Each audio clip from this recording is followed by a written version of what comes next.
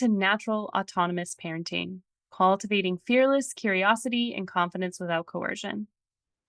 Many parents seem to think that life is filled with consequences, and if they do not give consequences, then their kid will never learn to be well adjusted adults. Parents want kids to understand the impact of their actions and seem to think that a consequence will provide this deeper understanding.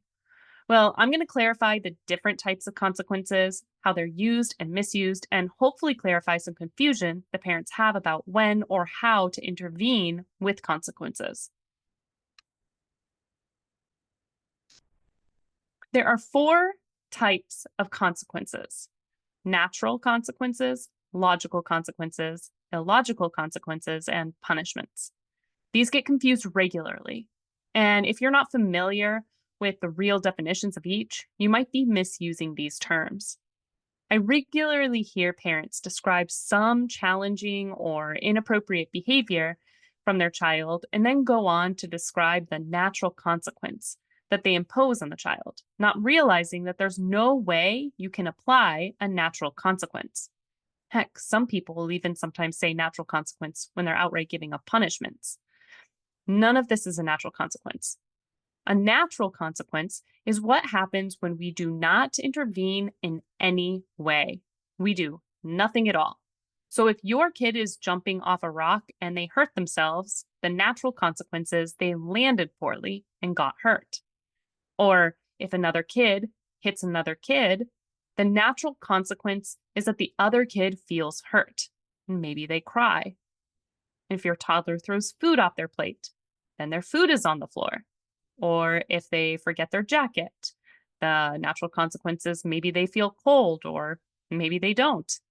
Not everything has a natural consequence, or sometimes the natural consequence is so far in the future, it's hard to draw a connection. Also, sometimes there's no negative natural consequence. For example, your kid might use a swear word or scream. These don't really have a natural consequence. And anything you choose to do about those things is not a natural consequence because you're intervening.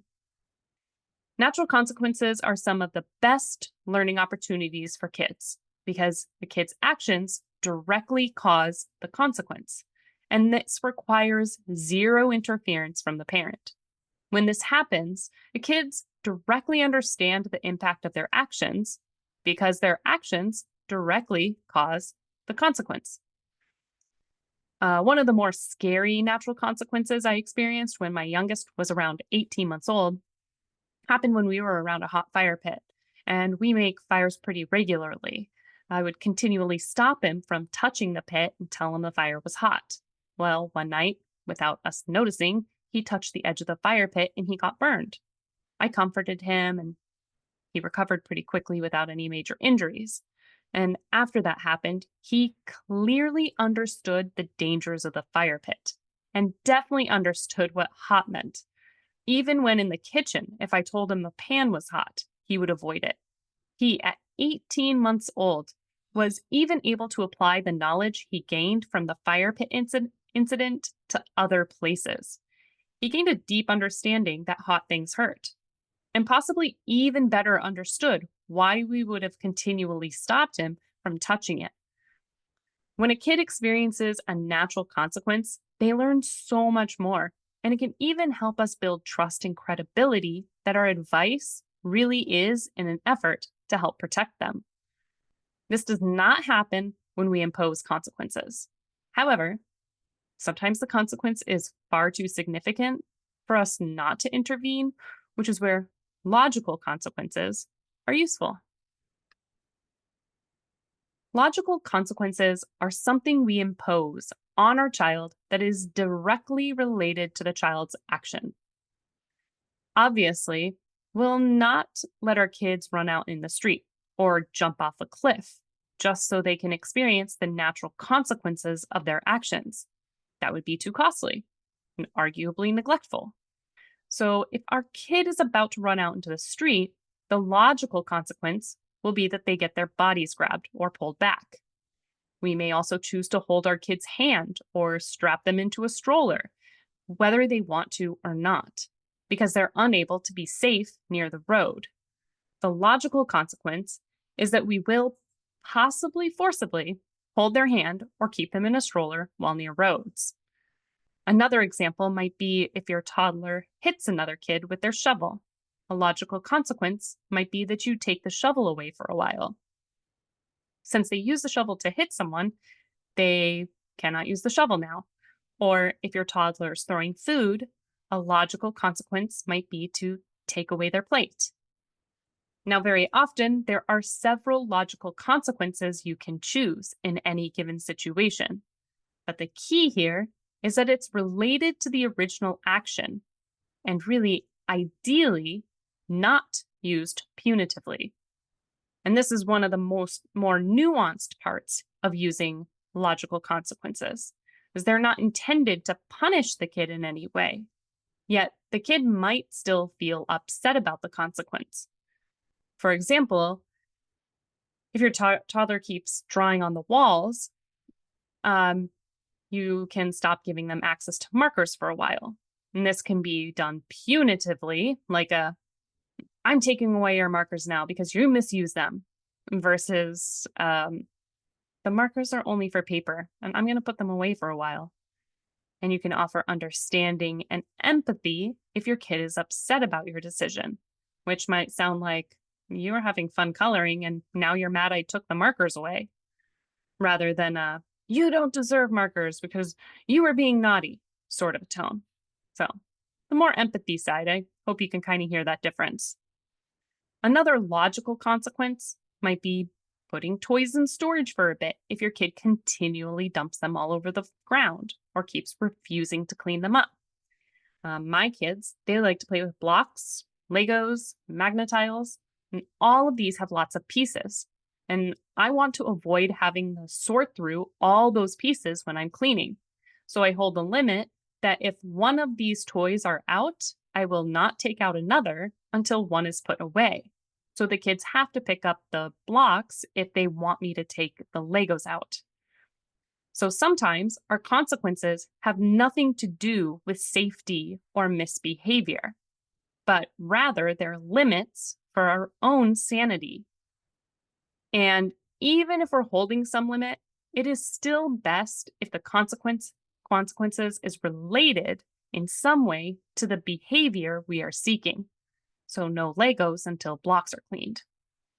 If we use unrelated consequences, such as taking away television privileges because they left the blocks out, or we send them to timeout because they threw food on the ground, then we're sliding into illogical consequences or punishments. Illogical consequences or punishments are in no way related to the infraction.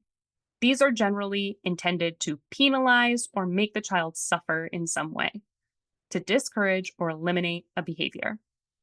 Some people make a distinction between illogical consequences and punishments, but if I'm being completely honest, I cannot really tell the difference between these two, and it seems to me people will say consequence as a euphemism for punishment, maybe so they feel a little bit less bad when they administer the punishment. So I don't really plan on making much effort to separate these two, and I use these terms interchangeably.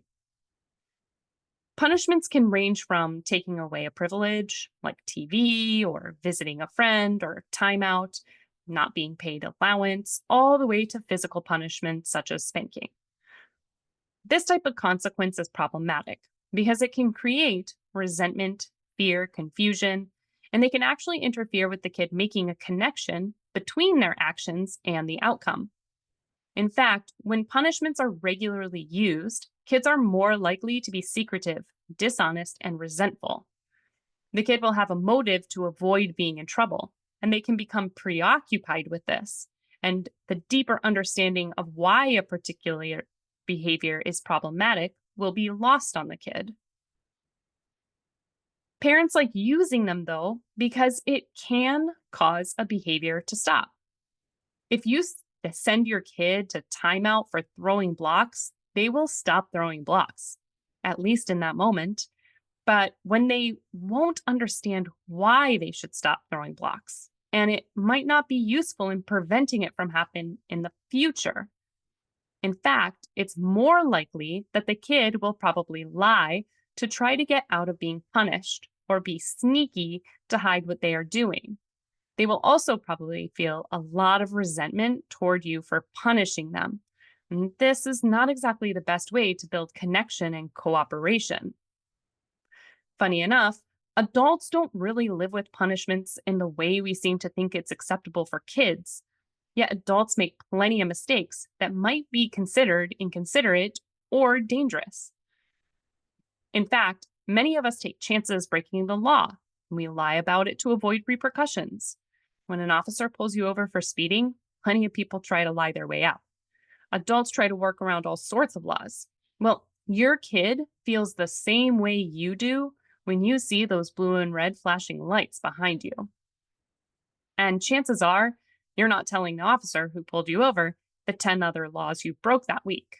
Well, your kids won't tell you about their mistakes either if you regularly punish them. Deceit becomes paramount in the punitive household. Punishments erode trust in the relationship, and though they might work in a sense to get something to stop quickly, kids are clever, so they will do what they can to try to evade your punishment. And do we really want kids to make decisions based on fear of what we might do to them? Fear doesn't impart the ethics and self regulation or moral principles that we want our kids to learn. In fact, they very often do the exact opposite of what we want as parents. Studies show that kids who are regularly punished at home actually exhibit higher levels of rule breaking when away from home. Natural and logical consequences may be more challenging to implement in the moment, but as always, we need to think about the long term goals we really want to work towards. Now, although this is not exactly a consequence, I think no discussion about punishments is truly complete without some mention of the equally insidious parenting strategy, positive reinforcement. This technique is often utilized by self ascribed peaceful or respectful parents, but it is just as problematic as punishments. Positive reinforcement is offering a reward. This can be candy, trophies, praise, such as saying good job, even grades, in exchange for a specific behavior or task. These positive reinforcements are designed to motivate and incentivize kids. And many gentle parenting resources recommend using rewards as a strategy to get kids to do what parents say. And I believe it's in an effort to minimize the problematic use of consequences, but this is just a different side of the same coin. Rarely do these resources even question whether these tactics work towards the long term goals that parents want. The main objective of positive reinforcement is still obedience, regardless of whether the parent's requests are even justifiable. These rewards are, technically speaking, a bribe. Praise and rewards cause children to become preoccupied with how their actions impact themselves and less concerned with how their actions affect the world around them. Kids start thinking in terms of, what do I have to do to get the candy or the toy or the sticker? And very often, the reinforcement stops working because either the kid will no longer be motivated by the rewards you're offering, or the kid will work around the situation and try to get more reward. So, just like punishments get kids to focus on how to prevent the unpleasant punishment, rewards get kids to focus on how to more easily get the reward. I know a guy who, when he was younger, he was taking too much time to get his socks and shoes on one day. So his well meaning grandmother offered him $1 to get them on. Well, after that, he would always linger around and refuse to put his socks on, knowing his grandma would give him $1 if he took too long.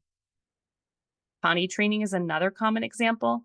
Parents will give a small piece of candy, such as an M&M, if their child uses the toilet.